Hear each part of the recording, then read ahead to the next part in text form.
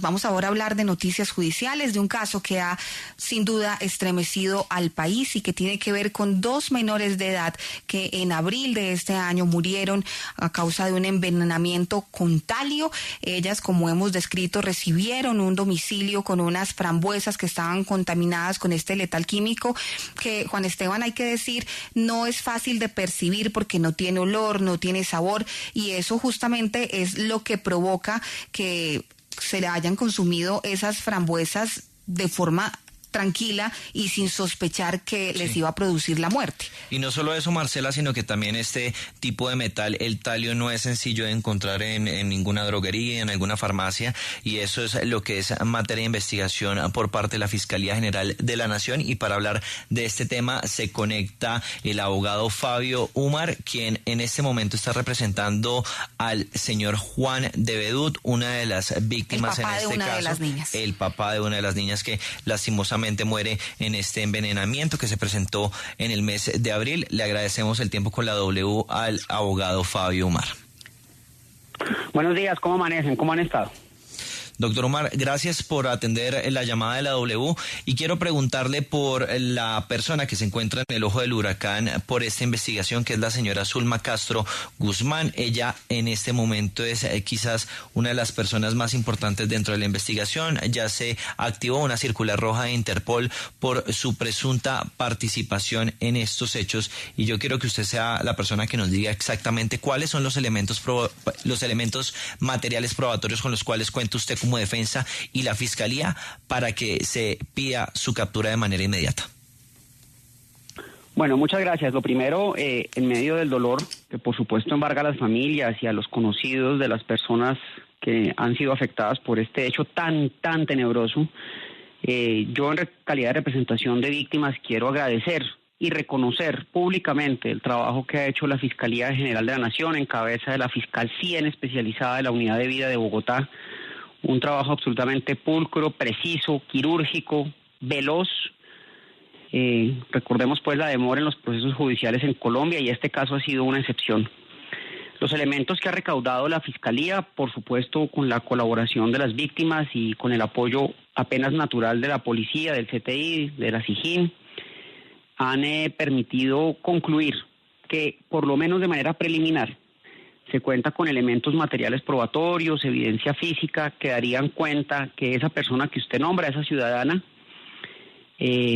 pudo haber cometido este acto. Eso quiere decir que al menos en este momento hay suficiente prueba, suficiente material probatorio para llamarla a una imputación de cargos. Y es por eso que la Fiscalía decidió solicitar ante un juez de control de garantías de la República una orden de captura y la consecuente activación de la circular propia de la Interpol, en tanto que esta señora no se encuentra en el territorio. Sí. La Interpol lo que busca es activar la competencia de todas las policías internacionales, 195 países, para dar con el paradero de la persona. Abogado, para que contextualicemos un poco lo que ha sido este caso tan tenebroso, ¿quién es la señora Zulma Guzmán Castro por la cual se activa esta circular roja de Interpol? Esta señora que usted nombra tuvo una relación sentimental, extramatrimonial, con el padre de una de las menores fallecidas y parece ser que entró como en un bucle obsesivo con mi cliente y eso llevaría, y esto pues lo digo obviamente es una hipótesis que se está barajando en este momento y que deberá ser probada judicialmente, a que hubiera cometido este crimen. Esa es la relación que existió en su momento, una relación que pues no existe hace muchos años, pero que del recaudo de elementos materiales de prueba darían cuenta que esta señora envió el paquete de Franui a la casa de Juan de Bedut. Claro, pero se dice que la señora Zulma es una persona que viaja mucho. ¿Ella estaba en ese momento en que se envían las frutas a la casa de los afectados o realmente ella estaba fuera del país? Porque también se conoce una versión en la que se dice que ella estaba en Argentina y desde Argentina es que ella logra contactar un Rappi para poder enviar esa fruta a la casa de la familia. Entiendo que esa es la hipótesis que ha manejado la Fiscalía, está usted en lo correcto. Entiendo que esa es la hipótesis que maneja la Fiscalía. Usted entenderá que en calidad de representante de víctimas, pues nosotros no tenemos el acceso completo a las evidencias que tiene la Fiscalía, que es en este momento la única parte que cuenta con la totalidad del expediente, pero entiendo que lo que usted dice es lo correcto. Sí, doctor Umar, en medio de este caso y por supuesto tratando de ser muy responsables porque hay menores de edad involucrados y esto exige la mayor responsabilidad en el manejo de la información, pues han surgido también toda clase de versiones sobre el contexto de esta historia y que tiene como origen, usted bien lo menciona, una relación extramatrimonial que tenía la señora Zulma con el padre de una de las menores fallecidas. Y ha surgido también información según la cual la madre de esta niña que falleció pues también habría muerto envenenada y también se habría encontrado algún rastro de talio en su cuerpo. ¿Esta información es correcta? ¿Ustedes han podido documentar o lo que le dice el esposo o exesposo de la mujer fallecida es que esto es así para tratar de hablar y aclarar las especulaciones al respecto? Es cierto que la madre de la menor fallecida con ocasión del envenenamiento de talio falleció hace varios años. La causa oficial del deceso, del triste deceso en su momento, fue cáncer. Sin embargo, es cierto que se encontraron rastros de talio en su momento en los exámenes que de manera rutinaria se le hacían para controlar y medicar su cáncer. Es cierto también que la Fiscalía está barajando la hipótesis de que el envenenamiento pudo haber ocurrido desde hace varios años. Tan es así que el padre de la menor víctima, viudo de la señora que usted refiere, mi cliente, el señor Juan de Bedut, y otro hijo, también tienen rastros de talio sin haber consumido las famosas frambuesas. Quiere decir ello que desde hace varios años pudieron haber sido víctimas de al menos un intento de envenenamiento. Claro, y también es importante, teniendo en cuenta que había pues una relación previa entre el señor de Bedut y la señora Zulma Guzmán, saber si ella en algún momento en medio de esa obsesión y de eso, esa reacción que ella tuvo luego de que se terminara esa relación, ella se contactó, emitió algún tipo de amenaza, algún tipo de advertencia al señor de Bedut sobre el riesgo que podría correr él o su familia. ¿Hay alguna amenaza previa? No, de ninguna manera, de ninguna manera. Esto, pues por supuesto usted entenderá que en medio del dolor que ha embargado a las familias, y hablo pues por mi cliente, nunca se recibió una amenaza, una advertencia, algún tipo de situación que por lo menos remotamente permitiera prever que este tipo de desenlace tan doloroso iba a suceder. De ninguna manera. Esto... Aquí uno tiene que ser claro, esto sí, en efecto, sucedió una relación extramatrimonial en la que nadie nunca pensó que este fuera a ser el desenlace. Y mi cliente y sus hijos que viven, pues por supuesto están totalmente embargados por el dolor y comprenderá usted la sensación tan terrible que en este momento los arropa. Abogado, ¿en algún momento la señora Zulma Guzmán Castro tuvo algún contacto con las niñas que lamentablemente mueren en este caso que es materia de investigación? ¿El señor Juan de Bedut en algún momento le presentó a sus hijas a la señora Zulma Castro Guzmán? No, señor. Claro, mire, abogado, me llama mucho la atención que se conoció también durante esta semana un presunto mensaje que habría enviado la señora Zulma Guzmán, en el que decía no estar enterada de ninguna investigación y también decía que ella no había salido del país. ¿Usted sabe si este mensaje es legítimo? No tengo la menor idea. A mí también me enviaron varias personas ese mensaje. Yo, por supuesto, desconozco el paradero, desconozco cualquier tipo de argumentación o idea o publicación que haya hecho la persona a la que usted se refiere. Lo que yo le puedo decir es que la Fiscalía, en conjunto con un trabajo absolutamente preciso y quirúrgico con otras entidades del Estado, al que hemos aportado en calidad de víctimas como nos corresponde, tanto mi cliente como otras personas han concurrido a los llamados que ha hecho la Fiscalía para ayudar a esclarecer este asunto. Estamos convencidos que los elementos de prueba apuntan a que hay responsabilidad de esta persona. Lo que ella haga, donde esté, eso por supuesto no le compete a este abogado. Claro, abogado, pero a mí me llama la atención también saber si ustedes no han logrado absolutamente ninguna comunicación con la señora Zulma, ni con abogados de ella. O sea, usted no tiene ni la más mínima idea de la señora Zulma. No, señora. Claro, y también es importante hablar del escenario judicial y de quiénes más pudieron ser parte de este plan. ¿Esto es simplemente de autoría de ella o hay algunas otras personas que pudieron colaborar para que se hiciera efectivo, para que ella pudiese ejecutar este siniestro plan y llevarlo a cabo? ¿Hay alguna responsabilidad de terceros en la investigación?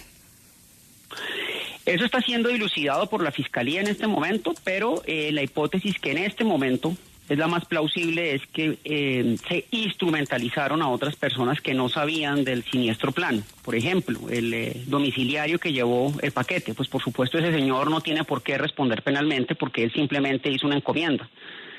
Faltaba más que uno fuera a judicializar a un mensajero por llevar un paquete cuyo contenido naturalmente desconoce.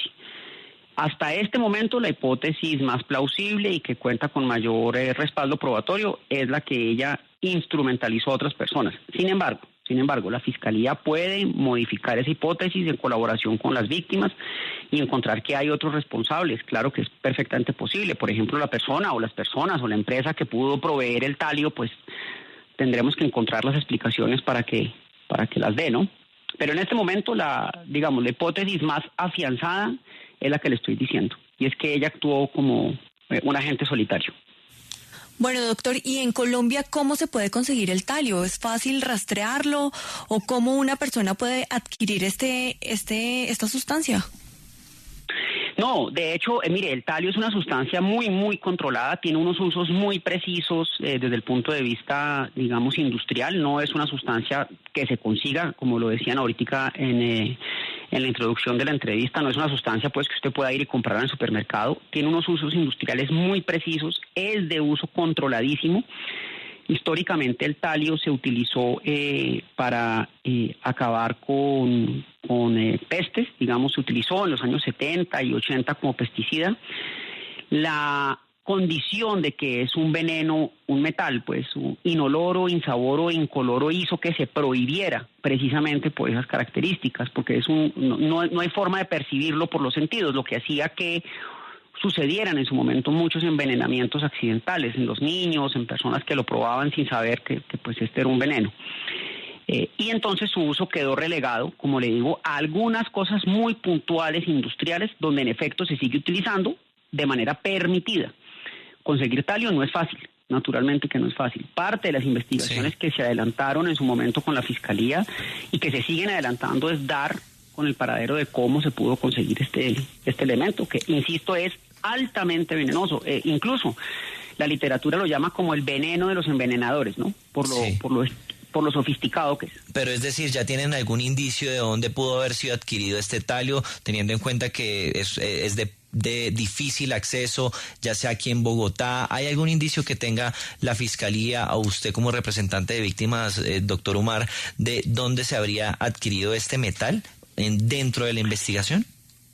La Fiscalía está caminando en esas hipótesis, yo las desconozco en este momento, sé que la Fiscalía ha adelantado un trabajo exhaustivo para ver dónde se pudo haber conseguido y dónde se consigue talio. En su momento se adelantaron investigaciones incluso con el Ministerio de Comercio e Industria para saber por dónde entraban y por dónde se importaba talio. Excúseme la expresión tan coloquial, esa pita se está jalando.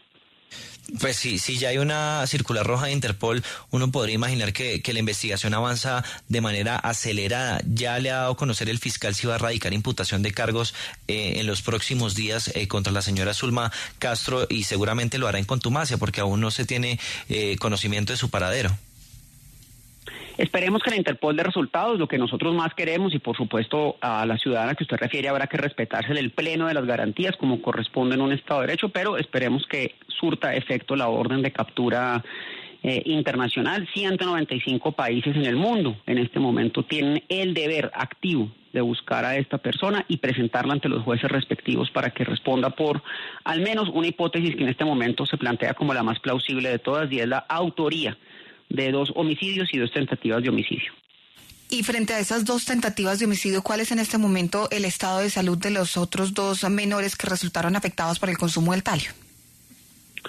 Mire, uno de los menores es hijo también de mi cliente, hermano de la menor que falleció, está en perfecto estado de salud, pasó unos momentos muy complejos, muy complicados, estuvo mucho tiempo en cuidados intensivos y bastante tiempo en la clínica.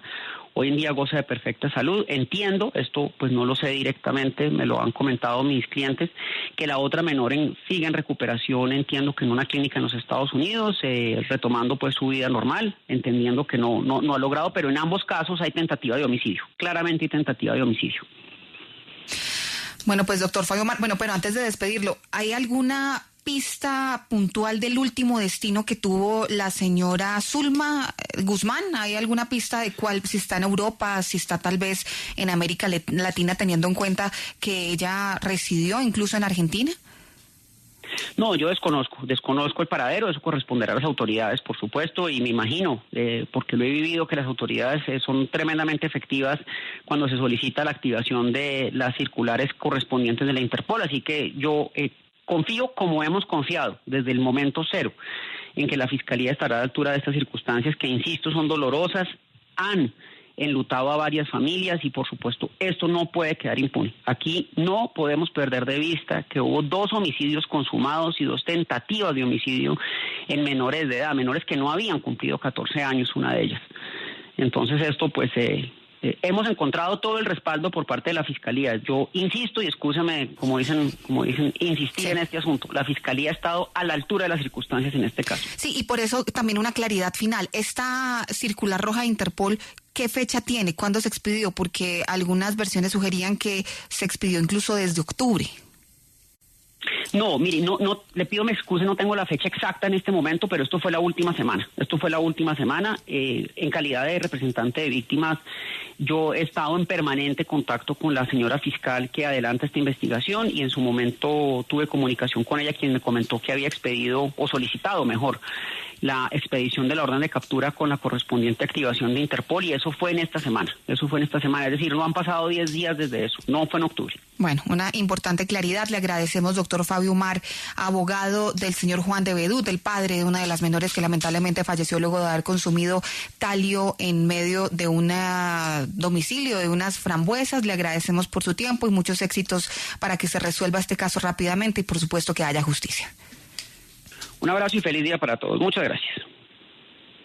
Camila, justamente el doctor Umar hablaba de los efectos muy graves para la salud al consumir el talio y se ha analizado qué puede suceder en el cuerpo humano cuando ingiere una sustancia como esta, y llama la atención que él diga que tienen información de que llevaban incluso posiblemente años siendo envenenados poco a poco con el talio. Contemos un poco qué es esta sustancia y por qué es tan grave que haya sido consumida por estas personas. Mire, Marcela, se ha documentado que el talio puede ser letal en dosis tan bajas como 1 gramo. ¿Y qué pasa exactamente en el cuerpo? Una vez ingerido el talio, es absorbido rápidamente y distribuido a diversos órganos del cuerpo, principalmente el hígado y los riñones. Y en este caso, como es de alta toxicidad, pues en pequeñas dosis llega a ser letal. Y la exposición aguda a cantidades elevadas puede provocar efectos graves sobre el sistema nervioso, los pulmones, el corazón, el hígado, los riñones y la visión. Entonces, realmente todos estos órganos pueden llegar a verse afectados con, imagínese, solo 1 gramo de talio. Muy macabra la historia de estas niñas que han fallecido y, por supuesto, las dificultades de salud que están enfrentando los otros 2 menores que terminaron consumiendo talio, tal vez, Camila, en menores cantidades y por eso no alcanzaron a morir, o la reacción del talio podría ser distinta de un organismo a otro. Pues podría ser distinta de un organismo a otro y también podría ser distinta dependiendo del desarrollo de los órganos, ¿no? Es diferente que un niño se consuma cierta cantidad de talio a que quizás un adulto que tiene ya los órganos más desarrollados pues se consuma cierta cantidad de talio, pero sí considero que al final es una sustancia demasiado tóxica, Marcela, por ende, sea en la cantidad que sea, tiene efectos sobre el cuerpo. No conozco cómo o cuál es el estado de salud exactamente de la persona mayor que dice él que ya está sin ningún riesgo, pero muy seguramente tiene alguna consecuencia en su salud debido a la ingesta de talio. Y ese será sin duda un punto clave dentro de esta investigación, que las autoridades establezcan cómo esta mujer pudo comprar el talio, dónde lo consiguió, entre otras cosas, porque tiene unas restricciones bastante importantes para su comercialización en Colombia. Y ese es otro de los temas clave dentro de esta investigación, pues son los desarrollos que se conocen sobre este muy terrible caso de la muerte de dos menores de 13 y 14 años tras consumir talio.